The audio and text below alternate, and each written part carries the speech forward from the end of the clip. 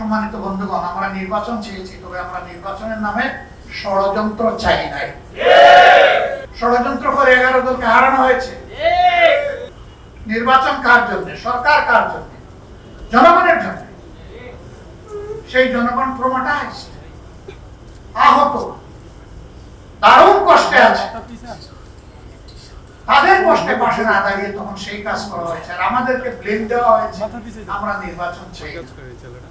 নির্বাচন না চাইলে পরে নির্বাচনে অংশগ্রহণ করলাম কিভাবে?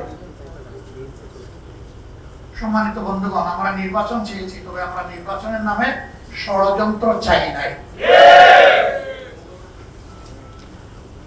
ষড়যন্ত্র করা হয়েছে, আমরা নিন্দা জানাই। ইন্টারিম গভর্নমেন্ট যাদের পরিচয় ছিল নিরপেক্ষ, দল নিরপেক্ষ, তারাও এই ষড়যন্ত্রে শরীক ছিল। নিজেরাই তারা স্বীকার করেছে ষড়যন্ত্র করে 11 দলকে হারানো হয়েছে।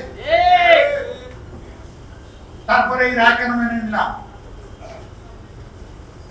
এখানে একজন আপা রিকনসিলিয়েশনের কথা বলে গিয়েছেন, ধৈর্যের কথা বলে গিয়েছেন, জাতিকে গৃহযুদ্ধ থেকে বাঁচানোর কথা বলে গেছেন। 17.5 বছর পরে এই নির্বাচন নিয়ে ষড়যন্ত্রের ফসল হিসাবে যদি আমরা সেদিন রিপোর্ট করতাম, এই নির্বাচনের ফলাফল প্রত্যাখ্যান করতাম, তাহলে দেশের বিশৃঙ্খলার সৃষ্টি হলে এর শেষ কোথায় গিয়ে দাঁড়াতো কেউ জানে না।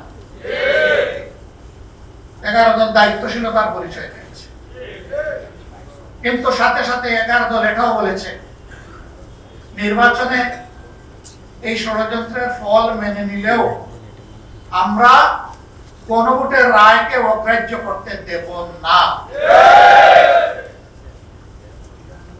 এ পর্যন্ত 10 থেকে 11 বার আমার কাছে ফর্মাল প্রপোজাল এসেছে, আসেন আমরা সংস্কার করার জন্য, সংশোধনের জন্য একটা সংশোধন কমিশন। আমাদের পরিষ্কার জবাব, সংশোধনের জন্য কোনো কমিশন লাগে না। সংশোধনের জন্য সরকারি দল ট্রেজারি বেঞ্চ থেকে বিল আনতে পারে, বিরোধী দল আনতে পারে। সেই বিল আসবে, বেটিংয়ে যাবে, আবার ফিরে আসবে, তারপরে আলোচনা হবে, আলোচনার পর ভোটে যাবে, ভোটে যদি এটা গ্রহণযোগ্য হয় তাহলে পাস হয়ে যাবে। এটার জন্য কোনো কমিশন নাই।